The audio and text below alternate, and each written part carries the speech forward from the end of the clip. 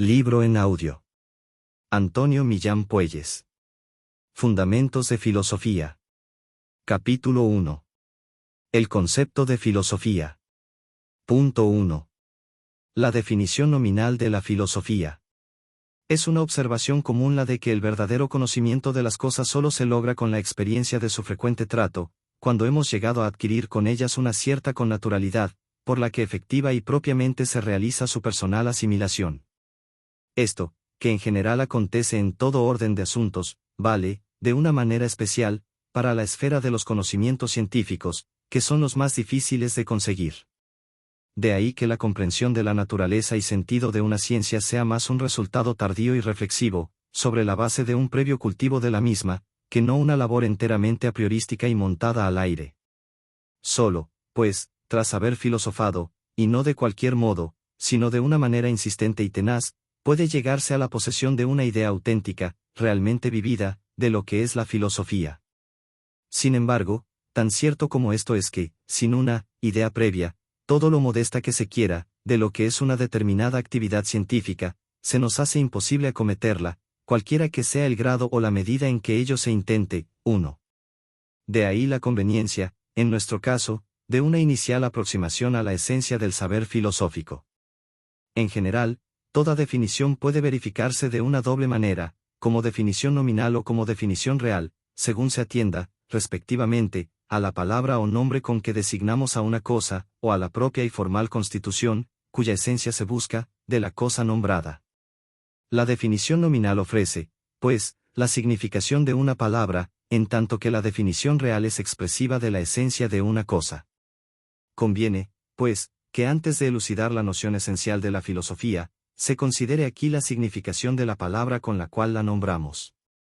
Pero la propia definición nominal es susceptible, a su vez, de dos modalidades, la etimológica y la sinonímica, según que el método de que nos valgamos para manifestar la significación de un término sea el recurso a su origen, o la aclaración por otras voces más conocidas y de pareja significación. La definición etimológica es una especie de genealogía verbal, una cierta hermenéutica histórica de las palabras. La de la voz castellana, filosofía, no es otra que su procedencia de la latina filosofia, eco, a su vez, de la voz griega de análogo sonido.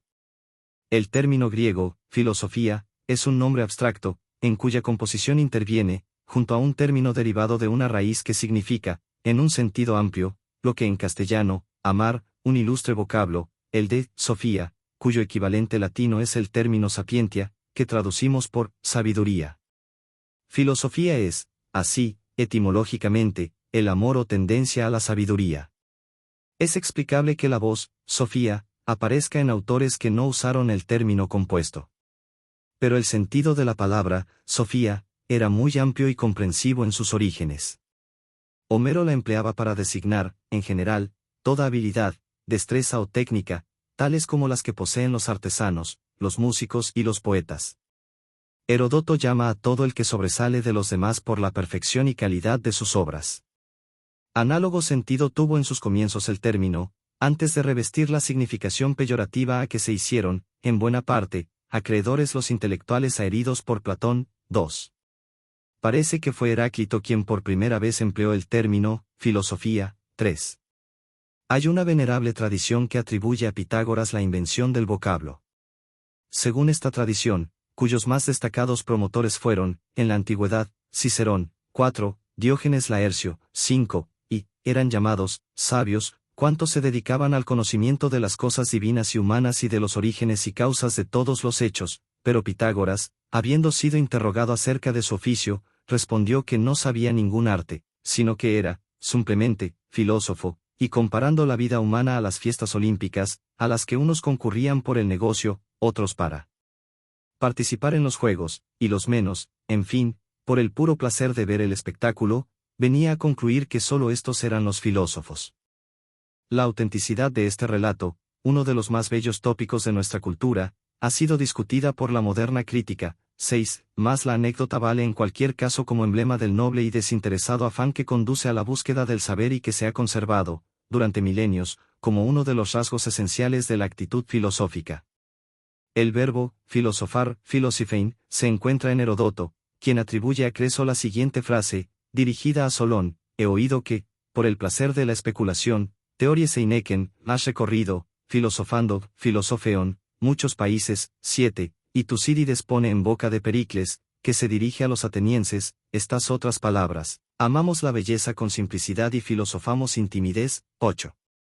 La articulación más coherente de los dos elementos que entran en la voz, filosofía, y, al propio tiempo, su más penetrante exégesis, es la que hace Platón en el Banquete.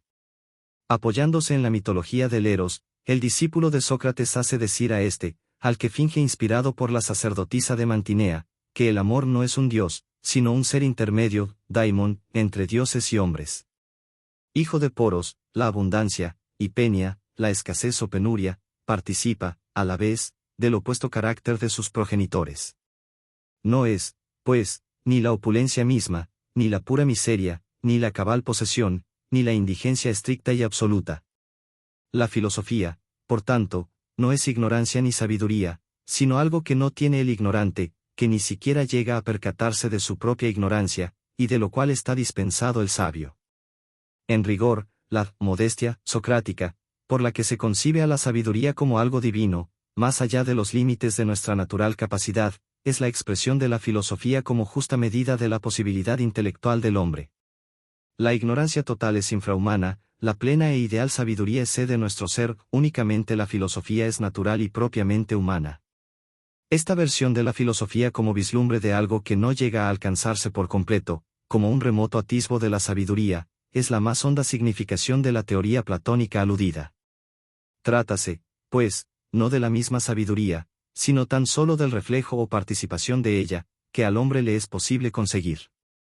De tal suerte, por tanto, que lo que este saber tiene de humano, le falta de saber, y es así, esencialmente, una tensión, más que una posesión o un verdadero logro. 9. Nuestra lengua carece de una correspondencia sinonímica estricta de la palabra filosofía. En compensación, muestra cierta abundancia de vocablos y giros relativamente afines.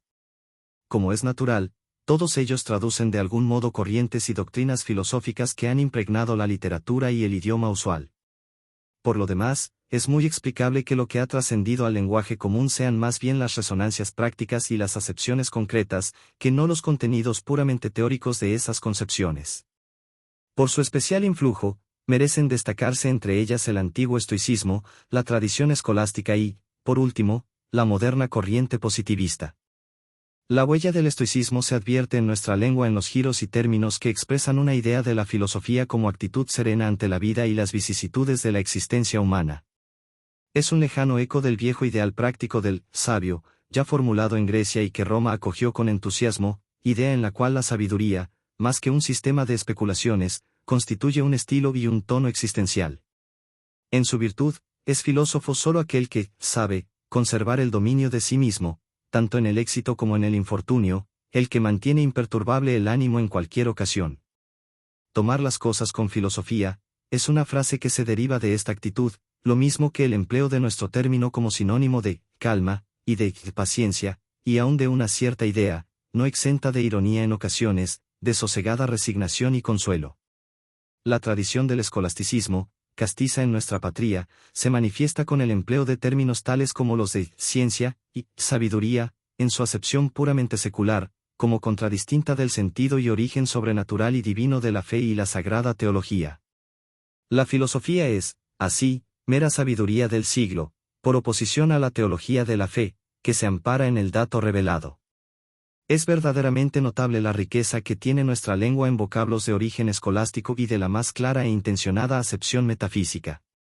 Pero la misma idea del saber filosófico, tal como esa tradición lo entiende, no es traducida siempre con el mismo acierto, en ocasiones se la designa denominando al todo por la parte, como cuando se la hace equivalente a la de metafísica, otras veces se atiende demasiado a las connotaciones prácticas del término y se la llega a identificar con la prudencia, que aunque es, sin duda, un vocablo de muy ilustre abolengo en la escuela, solo designa una especial virtud, y aun en este sentido no se mantiene puro en nuestro idioma, sino que se halla en una cierta promiscuidad con las ya mencionadas resonancias estoicas, etc.